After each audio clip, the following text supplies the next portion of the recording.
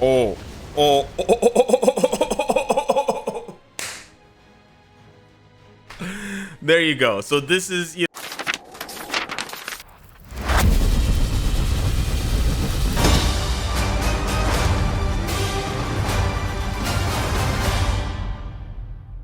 hey guys, what's up? Welcome back to the channel. It's Cynic Alex, and today we're looking at tier 3 White Fox. Should you or shouldn't you tier 3 this character? Thanks for the invite, Dudester, but I can't right now. That is the question we're going to be answering, and I think the summary of this video is we sort of hit the pinnacle.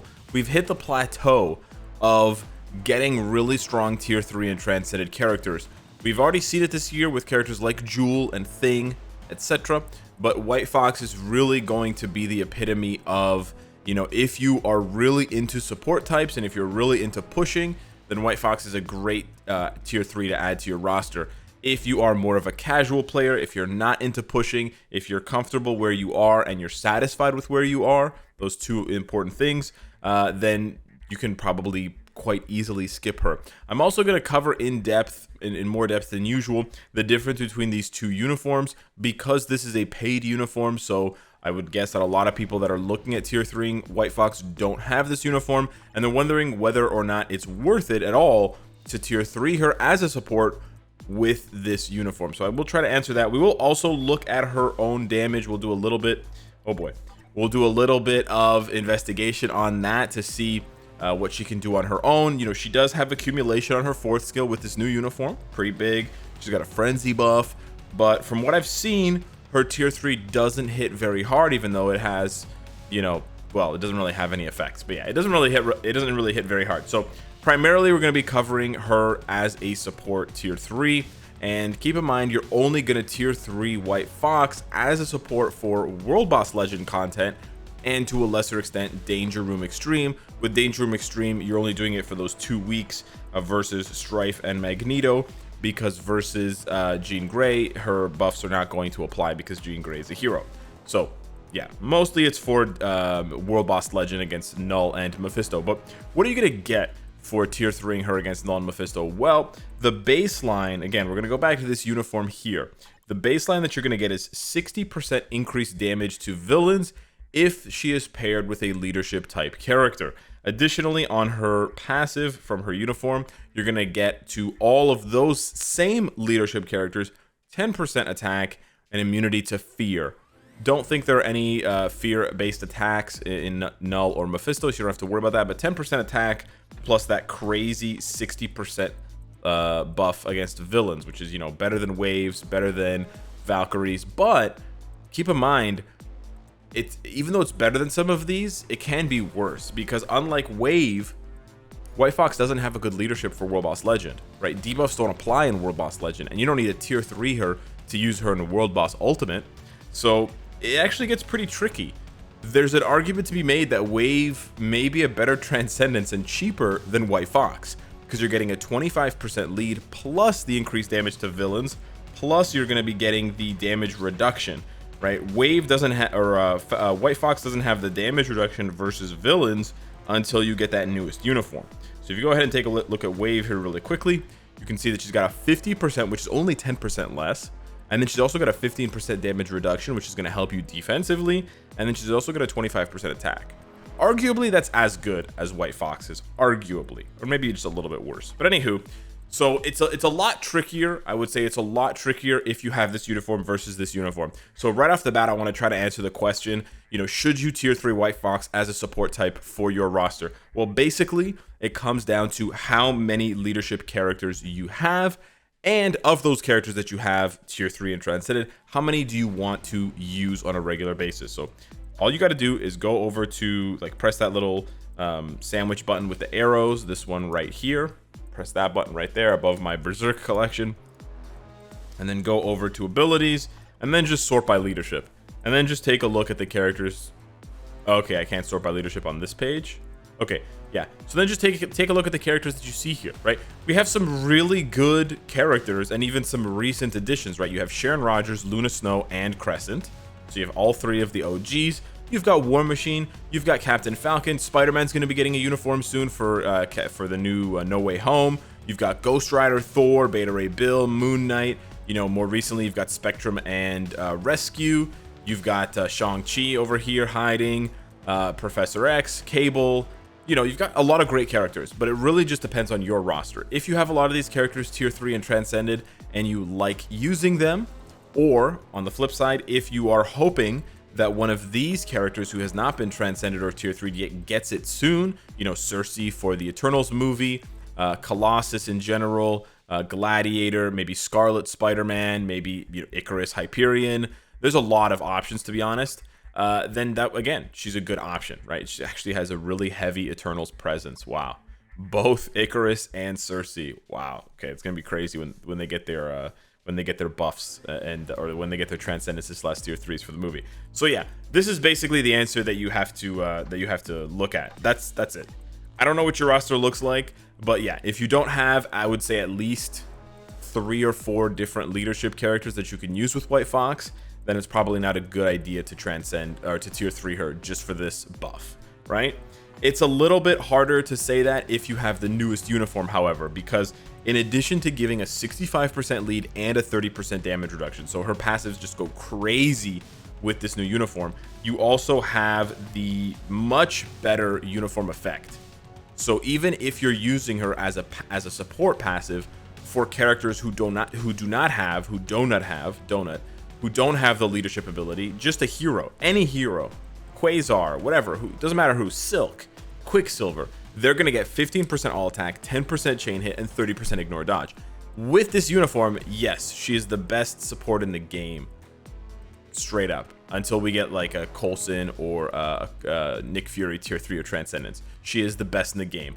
But with this old uniform, you could argue that in some situations Valkyrie is better, especially if you're not dealing with leadership characters, because she also gives you the 30% ignore dodge. And you could argue that Wave is better just because she's more flexible for everyone on your team. So yeah, it really just depends on your roster, but that's basically how it shakes out for her as a support type.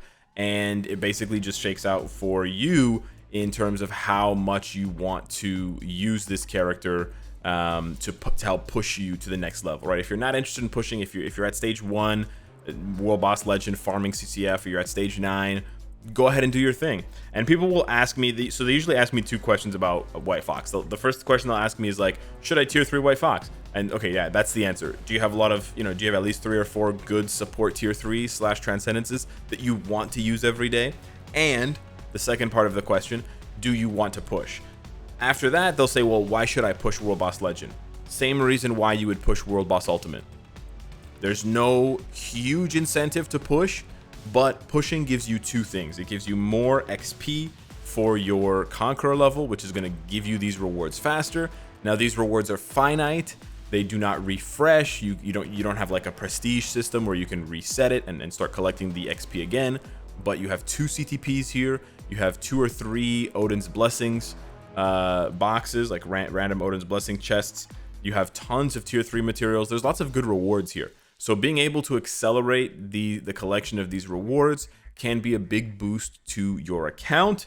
Also, the more Conqueror level you get, the more Conqueror XP you get, the more raid XP you get, the easier these bosses become. So that's basically just the thing. And as you can see, I haven't even been able to push past stage 41.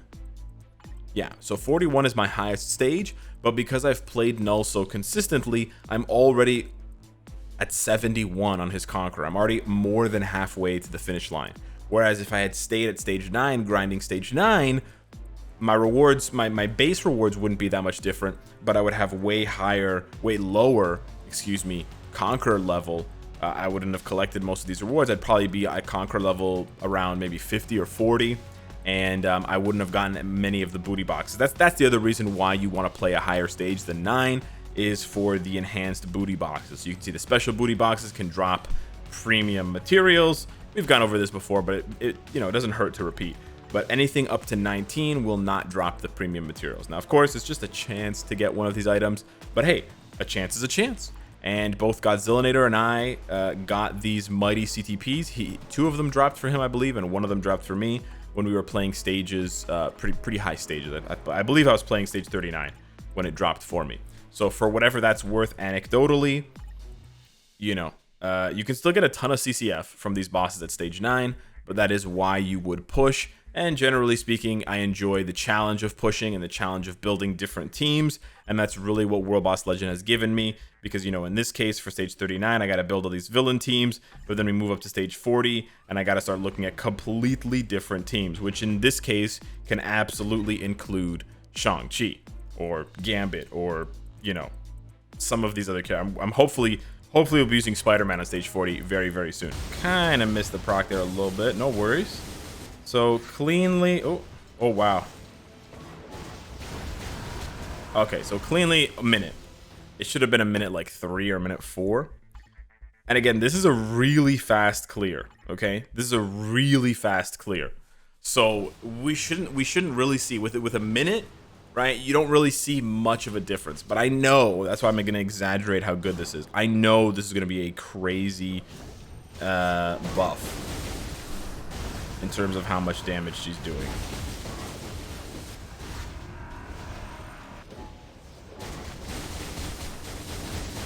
Okay, we didn't get to pop the tier 3, but that's okay. That's actually fair because that's what happened the last time here with the cage. But here we go. Look at this. Look at this.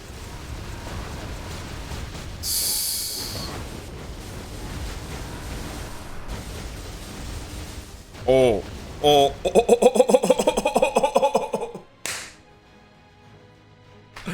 There you go. So this is, you know, like, okay, we started the video off. We were like, you know, blah, blah, blah, blah, blah, leadership characters if you need a support. But I also said in the midst of that, she's the best support in the game for leadership characters if you have this new uni. And I wasn't joking. The fact that I was able to do this almost 30 seconds faster with such a tight time frame is mind-blowing. It's mind-boggling. So again, I'll repeat. If you like using the leadership characters, Cable, Moon Knight, Sharon Rogers, Luna Snow, Crescent, Shang-Chi, okay? If you like using those characters and you want to push higher in World Boss Legend, White Fox is a must-have tier 3. Especially, I will say this, especially if you're trying to push beyond the stage 9 and stage 19 barriers because of the challenge, the 100-second challenge. White Fox will get you through that challenge, most likely. And the really good thing about White Fox is she's available on stage 19 because it's humans, so you can use her to push up to stage 20. She's available on stage 29, so again, you can use her to push up to stage 30. And of course, you can use her on stage 9, right? It's every 10 levels that you have that challenge to complete. So White Fox is available for all 3 challenges all the way up to 39. You can't use her on 39, but still. It's really, really high value. Over here with Mephisto, obviously she's usable on stage 9 for that challenge. She's not available on 29 or 19, excuse me, because she's not male. And then she's not available on 29 because she is a speed type, not a combat type. And then I believe she will be available on 39 for Mephisto because she does have the leadership tag. So it's sort of like the inverse of Null. Null, you can use White Fox to do the stage 9, 19, and 29 challenges, especially the 100-second challenge, etc. Mephisto, you can only use her on 9 and 39, so you have to find someone for the in-between there. But it is what it is. So yeah, that's basically what it comes down to for White Fox as a support type character. As far as her own damage goes, I can again show you guys a little clip here. Okay, so I still think it makes sense to do the 3 cancel 4 combo. Okay, we got knocked back and then go into 5. Proc on 4 does about a bar of damage, maybe a little bit less. There it is, 3 bars. Okay, not the best, not the worst. But yeah, we're not getting any heals off of the 4th skill. I don't know why that is. I mean, the damage is not terrible, but for all these buffs, it is. That's the thing, right? It's like 3 bars of damage, no healing, no super armor. Why is there no healing? I don't understand. What happened to the 4th skill?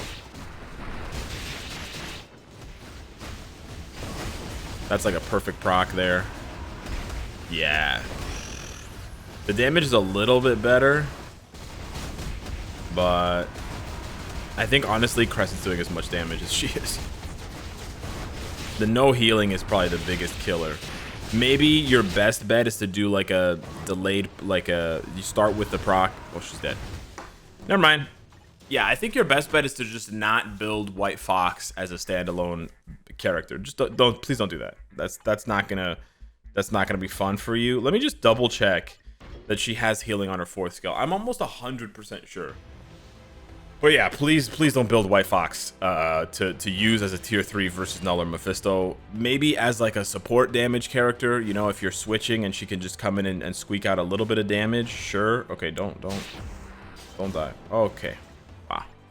So like, yeah, like I was saying, you know, if you are mainly playing with Sharon Rogers or whoever, and then White Fox, you know, you switch here and there and she just does a little bit of damage, maybe. But I think 99 times out of 100, you're much better off just giving her an insight and using her purely as a support type character. Okay, we need to take just a little bit of damage here. She doesn't heal? I could have sworn those orbs healed her. Oh, there it is. No, she heals on the 5th skill. She heals on the charm. Ah, she heals on the charm on her 5th skill.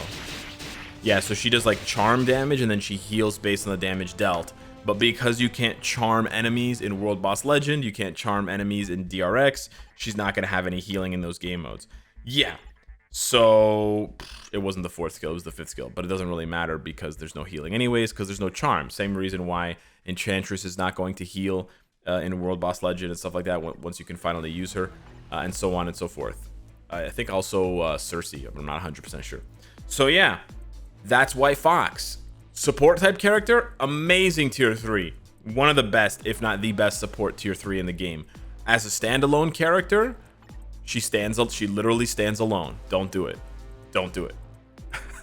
Hopefully this review has been fun and informative. Smash the like button if you enjoyed the video. Thank you so much for watching, and I'll see you in the next one. Take care.